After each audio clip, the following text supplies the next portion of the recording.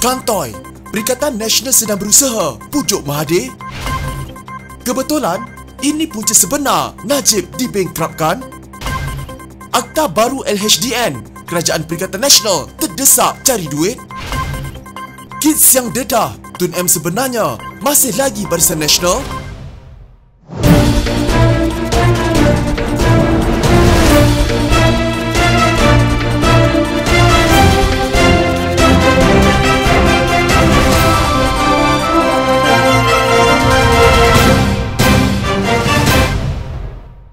Saya yang jadi kandidat. Sebab itu Hamzah dapat statutory declaration daripada Hadi, daripada Anwar, daripada Najib dan semua. Semuanya sokong saya. Supaya bila dia keluar, saya pun keluar sama, saya jadi Perdana Menteri parti lawan. Parti yang saya lawan dulu. Saya tak nak. Sebab itu Muhyiddin tahu saya tak nak. Dia tawar diri dia untuk jadi. So dia jadilah. Tapi saya tak nak. Kalau bukan saja masa tu, sekarang ini pun masih lagi ada usaha nak tarik saya.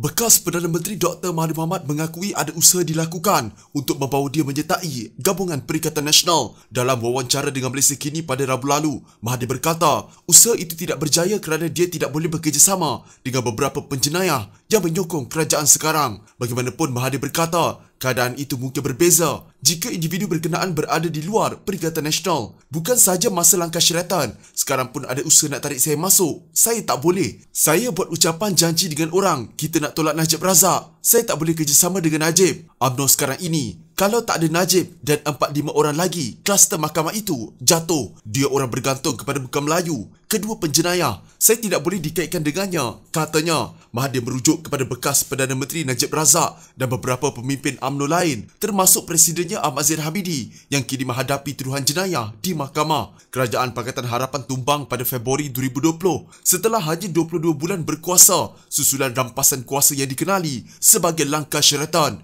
Usaha itu dirancang sekumpulan anggota parlimen termasuk daripada Bersatu yang mana Mahathir adalah pengerusinya. Mahathir meninggalkan Bersatu kerana tidak bersetuju dengan tindakan Presidennya Muhyiddin Yassin mengetuai rampasan kuasa berkenaan. Sejak Pakatan Harapan tumbang, Mahathir sering menyatakan bahawa dia menentang usaha untuk bekerjasama dengan kleptokrat berujuk kepada pemimpin UMNO yang menghadapi kes mahkamah. Semuanya sokong saya supaya bila Hamzah keluar, saya keluar sama. Saya jadi Perdana Menteri parti yang saya lawan dulu. Saya tak nak. Sebab tu Muhyiddin Yassin tahu saya tak nak. Dia tawar diri dia.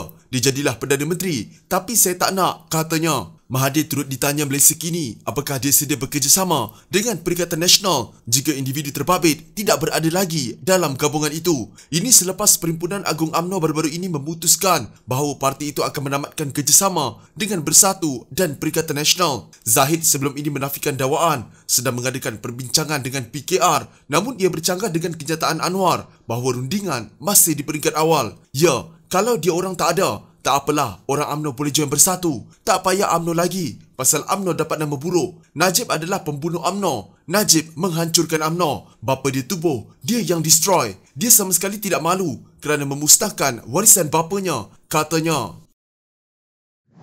Najib Razak mempersendakan desakan Lim Guan Eng supaya Putrajaya memasukkan peruntukan baru bawah Akta Cukai Pendapatan 1967 yang mewajibkan cukai dibayar dahulu walaupun taksirannya dicabar. Bekas Perdana Menteri itu yang menerima notis bankrupt difailkan terhadapnya awal bulan ini atas kegagalan membayar 1.74 bilion ringgit tunggakan cukai dan penalti. Tertanya-tanya jika Lim baru menyedari undang-undang itu juga boleh digunakan terhadap pembangkang. Najib dalam catatan di Facebook berkata ada kemungkinan seseorang menyalahgunakan akta itu untuk mengenakan cukai 1 trilion ringgit terhadapnya yang cukup untuk melansaikan hutang negara. Wajar atau tidak, itu lain cerita. Kamu bayar dulu, bincang kemudian. Kalau tak bayar 1 trilion ringgit itu, kerajaan bankruptkan kamu dan kamu hilang kerusi parlimen, katanya. Angka trilion ringgit hutang itu dipetik Lim pada 2018 ketika menjadi Menteri Keuangan mewakili jumlah keseluruhan hutang negara. Najib turut menolak dakwaan Lim yang peruntukan baru itu diperkenalkan Disember 2020. Sebaliknya ia sudah wujud sejak Barisan Nasional menjadi kerajaan. Bagaimanapun katanya, beliau tidak menyalahgunakan undang-undang itu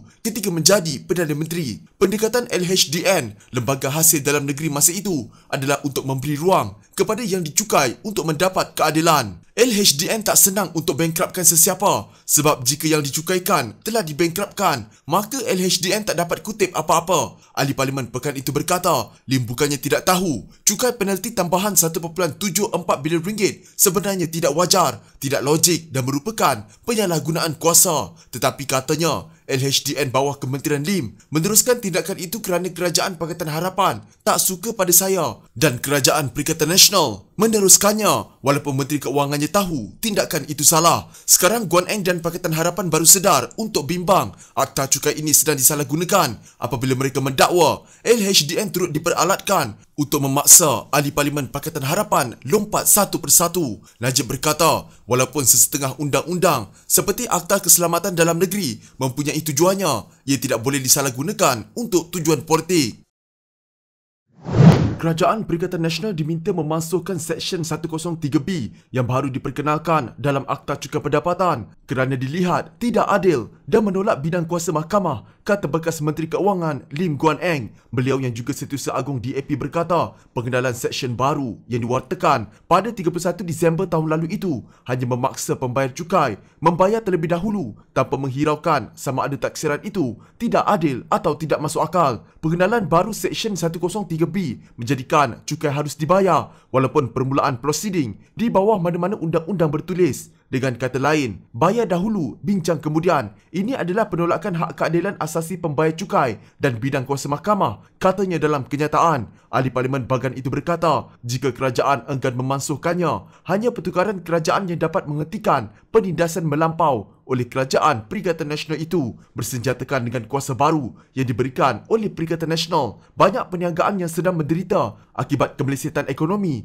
dikenakan tindakan sedemikian oleh Lembaga Hasil Dalam Negeri LHDN yang menuntut pembayaran, katanya. Lim turut menjelaskan, pada masa lalu, pembayar cukai kebiasaannya memohon kepada Mahkamah Tinggi untuk perintah penangguhan melalui permohonan semakan kehakiman di mana pembayar cukai dibenarkan untuk menahan pembayaran taksiran cukai sehingga penyelesaian kes. Dalam pada itu beliau berkata, Kerajaan Perikatan Nasional yang dilaporkan kehabisan dana seharusnya tidak begitu terdesak untuk mencari wang dengan rakus dan sembarangan dengan memangsakan perniagaan pembayar cukai yang sedang menderita akibat kemelesetan ekonomi. Katanya pengakuan Perdana Menteri Muhyiddin Yassin mengenai Kerajaan Perikatan Nasional sudah tidak mempunyai banyak wang tidak boleh dijadikan alasan untuk meminda undang-undang cukai yang melanggar prinsip hukum keadilan asasi. Sekiranya perlu, paras siling hutang kerajaan harus dinaikkan dari 60% keluaran dalam negara kasar sekarang kepada 65% atau bahkan 70%. Kerajaan Perikatan Nasional yang kian kehabisan dana tidak seharusnya terdesak untuk mencari wang tunai dengan secara rakus dan sembarangan